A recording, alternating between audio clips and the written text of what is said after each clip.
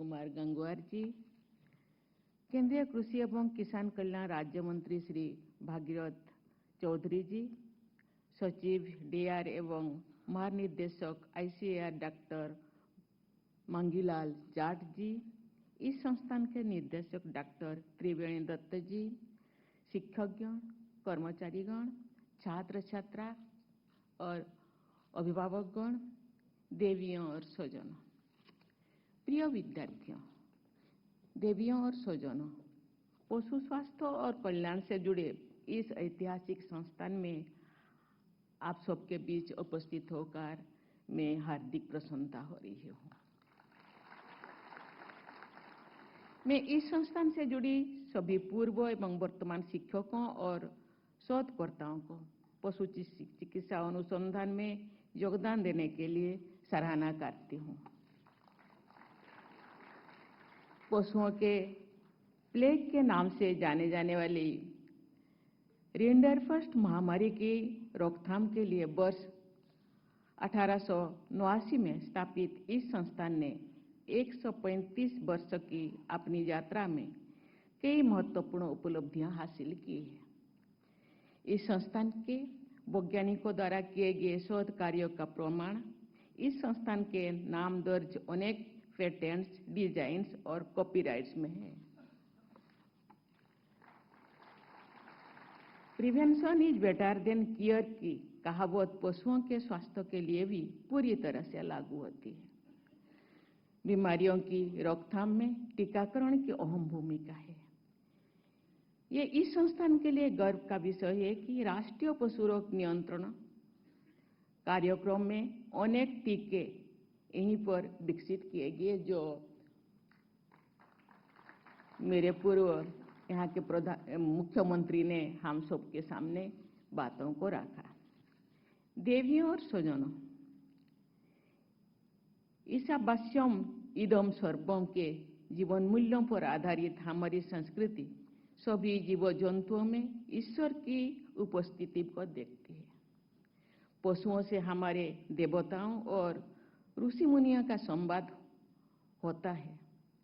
ये मान्यता भी उसी सोच पर आधारित है। भगवान के कई अवतार भी इसी विशिष्ट श्रेणी में है। ऐसे प्रसंगों को उल्लेख मैं यहाँ इसलिए कर रही हूँ कि जब आप एक चिकित्सक या शोधकर्ता के रूप में कार्य करें तो बेजुबान पशुओं के कल्याण की भावना अपने मन में हो। मैं जिस परिवेश से आती हूँ वह सहज रूप से प्रकृति के निकट है। मानव का वन और वन्य जीव जंतुओं के साथ सह अस्तित्व का रिश्ता है। सच कहे तो पशु और मानव का एक परिवार का रिश्ता है, जो विशिष्ट प्राणियों का संवर्धन होगा। अभी तो हम एक टेक्नोलॉजी और आधुनिक संस्कृति के जीवन शैली में जिंदगी जीते हैं। जब हम छोटे थे या पूर्व में अभी टेक्नोलॉजी का कोई साधन नहीं था, पशु ही हम लोगों का साधन और वही हम लोगों का बोल थे किसानों का। पशु के बिना किसान आगे नहीं बढ़ सकता, हाथ से काम नहीं कर सकता। इसीलिए पशु को हम पशु शब्द मुझे इतना ठीक नहीं लगता। ये हम लोगों का जीवन धन है।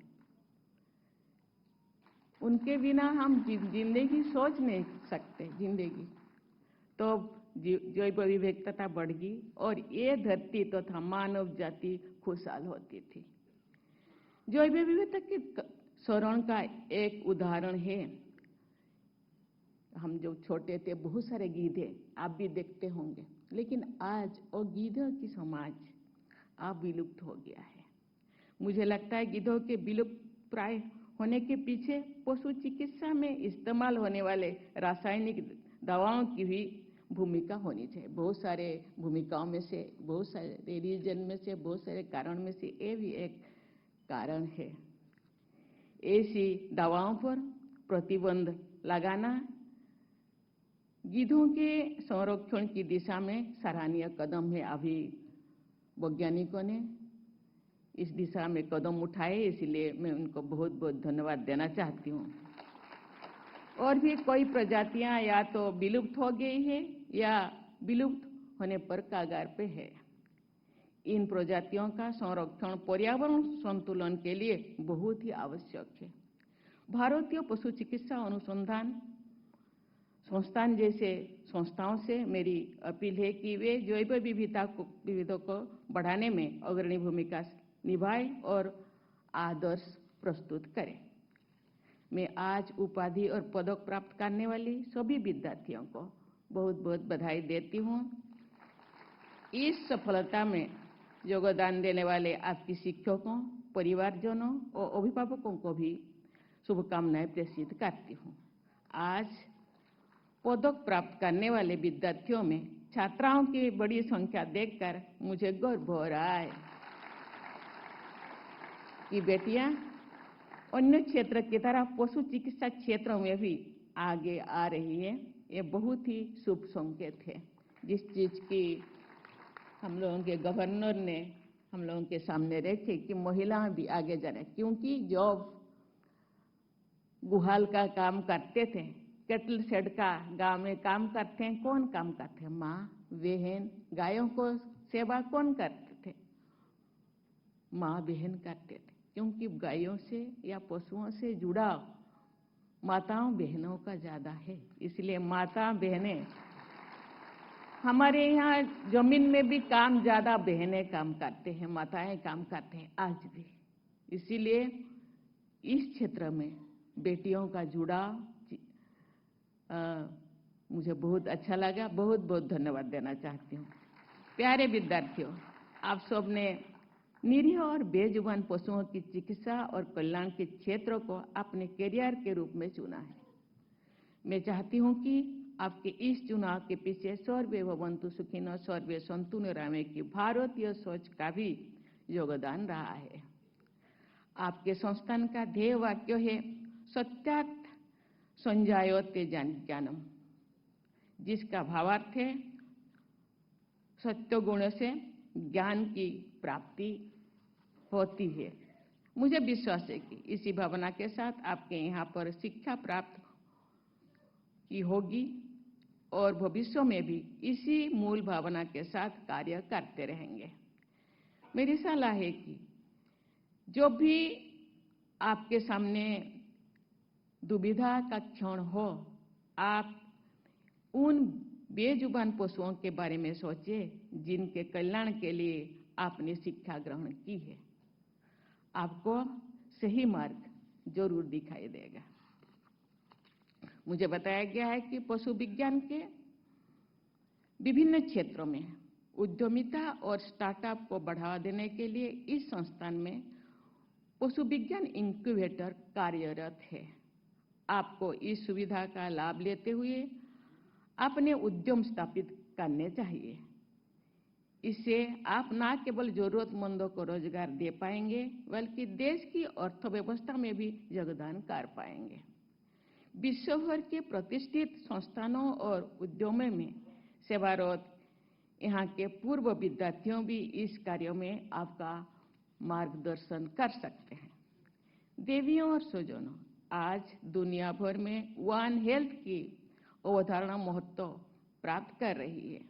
इस अवधारणा के अंतर्गत ये माना जाता है कि मानव, घरेलू तथा जंगली जानवर, वनस्पति और व्यापक पर्यावरण सभी एक दूसरे पर आश्रित है। हमें अपनी परंपरा और इस अवधारणा का अनुसरण करते हुए पशु कल्याण के लिए प्रयास करना चाहिए। एक प्रमुख पशु चिकित्सा संस्थानों के रूप में इंडियन वेटनरी रिसर्च इंस्टीट्यूट इस क्षेत्र में विशेष रूप से जूनोटिक बीमारियां की रोकथाम और नियंत्रण में महत्वपूर्ण भूमिका निभा सकता है। ईश्वर ने मनुष्य को जो सोचने समझने की शक्ति दी है, उसका उपयोग सभी जीव जंतुओं के कल्याण के लिए किया जाना चाहिए। हाल की कोरोना महामारी में मानव जाति को आगाह किया है कि उपयोग पर उपभोग आधारित संस्कृति ने न केवल मानव जाति बल्कि अन्य जीव जंतुओं और पर्यावरण को अकल्पनीय क्षति पहुंचा सकती है। पशु कल्याण के लिए नियमित रूप से पशु आरोग्य मेलों का आयोजन होना चाहिए। इन मेलों के तहत गांव-गांव में कैंप, लगातार पशुओं की चिकित्सा होने पर पशुओं के साथ साथ समाज भी स्वस्थ रहेगा। मैं थोड़ा किसान परिवार से जुड़ी हूँ, लेकिन आज गांव-गांव में पशु दिखने को नहीं मिलते हैं। घरेलू पशु जो हम लोगों को खेती में सहयोग करते हैं। आज टेक्नोलॉजी आया, आज ट्रैक्टर, लेकिन कृषि साथी जो केंचुआ, ये बहुत सारे चीजें जमीन में जो रहेंगे वो आज खत्म हो गया, जमीन बंजर हो गया। लेकिन उसको हम किस रूप से संरक्षण कर पाए, जमीनों का उर्वरता कैसे हम अच्छा कर पाए, इसी दिशा में सबको सोचना चाहिए। एक किसानों को भी और वैज्ञानिकों को भी, चिकित्सकों को, जनसाधारण को इसी दिशा में हमको सोचना चाहिए, क्योंकि पशु संपदा का संरक्षण, उनका विकास हम सबका कर्तव्य होना चाहिए। पशु कल्याण के लिए नियमित रूप से पशु आरोग्य मेलों का आयोजन होना चाहिए। इस मेले के तहत गांव-गांव में कैंप, लगातार पशुओं की चिकित्सा होने से पशुओं के साथ साथ समाज भी स्वस्थ रहेगा। टेक्नोलॉजी अन्य क्षेत्र की तरह पशु चिकित्सा और देखभाल में भी क्रांतिकारी परिवर्तन लाने की क्षमता रखती है। टेक्नोलॉजी के प्रयोग से देश भर के पशु चिकित्साओं को सशक्त बनाया जा सकता है। Genome editing, एम्ब्रॉय transport technologies, artificial intelligence, big data analytics जैसे टेक्नोलॉजी की प्रयोग से इस क्षेत्रों में क्रांतिकारी बदलाव ला जा सकते हैं। आधुनिकतम टेक्नोलॉजी का उपयोग करके IVRI जैसे संस्थानों को पशु रोगों के निदान और उनको पोषण उपलब्ध कराने में स्वदेशी और सस्ते उपाय ढूंढने चाहिए, क्योंकि सब एफोर्डेबल हो, चिकित्सा सबको मिल सके। साथ ही उन दवाओं के विकल्प भी तलाशने चाहिए जिनके साइड इफेक्ट्स न केवल पशुओं के बल्कि मनुष्य और पर्यावरण को भी प्रभावित करते रहें। अंत में मैं एक बार फिर उपाधि और पदक प्राप्त करने वाले सभी विद्यार्थियों को बहुत बहुत बधाई देती हूँ। मेरी आशीर्वाद आपके साथ है। धन्यवाद। जय हिंद, जय भारत।